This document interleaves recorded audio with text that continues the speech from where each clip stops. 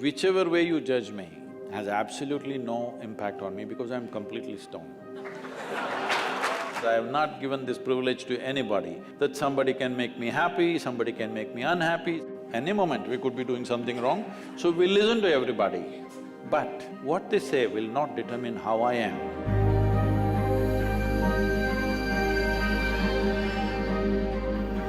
So Sadhguru, sometime back I happened to be in a situation where a friend of mine was drunk. So when she was in the drunk state, she was repeatedly saying that please don't judge me as I'm drinking, please don't judge me. It is… but she has lost her judgment, but she doesn't want you.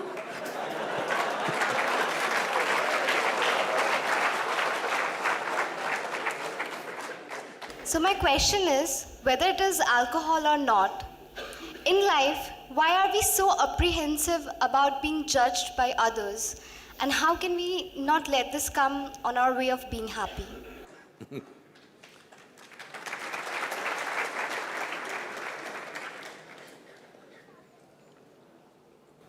Look at me. See, I'm always stoned.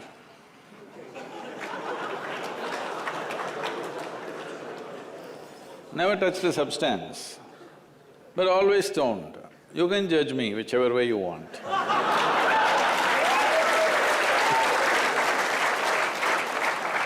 Because one thing is, I'm stoned in such a way that I have not lost my judgment at all.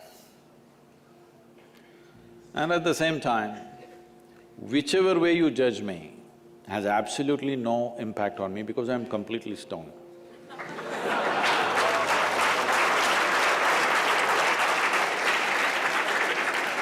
Having said that, why this consumption of alcohol and drugs is growing the way it's growing in the world is, this is because the heavens have been collapsing.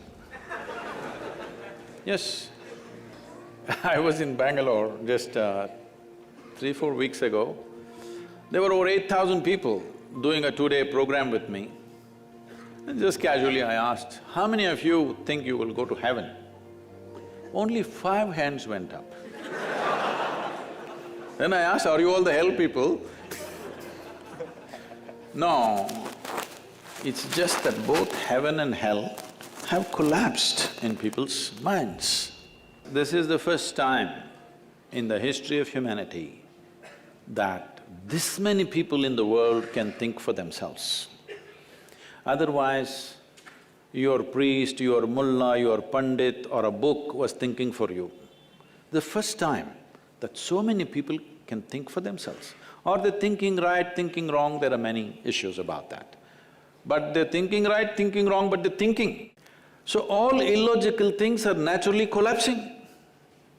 Still, this generation has not fully walked away from it, still there is fear. They can't openly say, there's no goddamn hell or heaven.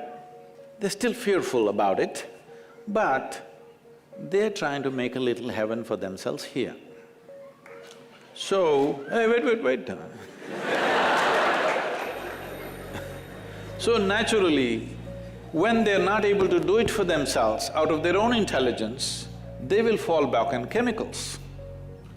Today, just to take very affluent societies, because every society is aspiring to be like that, let's say you take United States, which is the most affluent nation on the planet right now. 70% of US population is on prescription medication. Another 30%, of course, buying it off the back streets.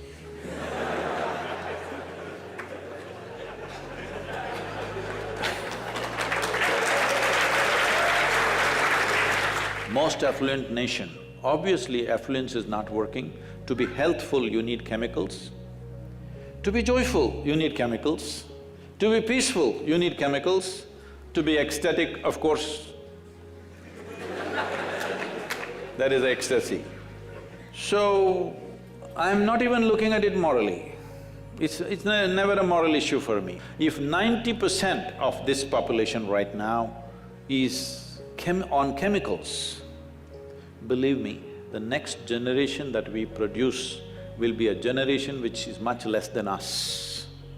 If we produce a next generation less than ourselves, we have committed a crime against humanity, because the next generation must be at least one step ahead of us, otherwise we've lost it. We've lost the entire process of civilization when we produce a next generation which is actually less than us.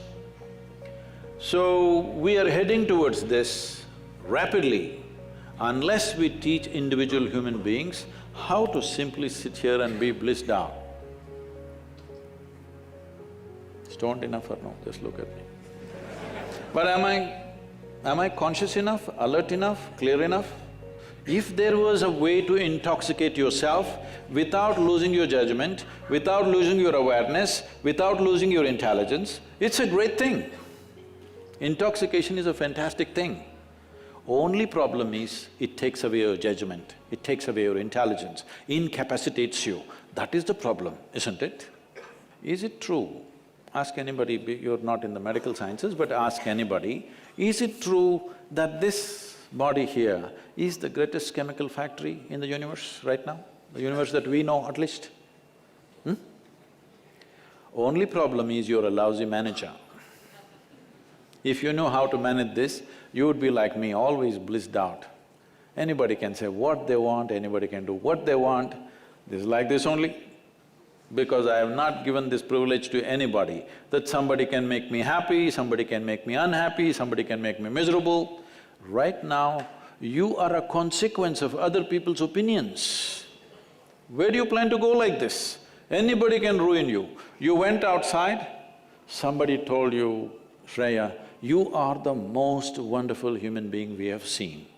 Then you were floating on that cloud, what number? What number? 9. Oh, in South we do 11.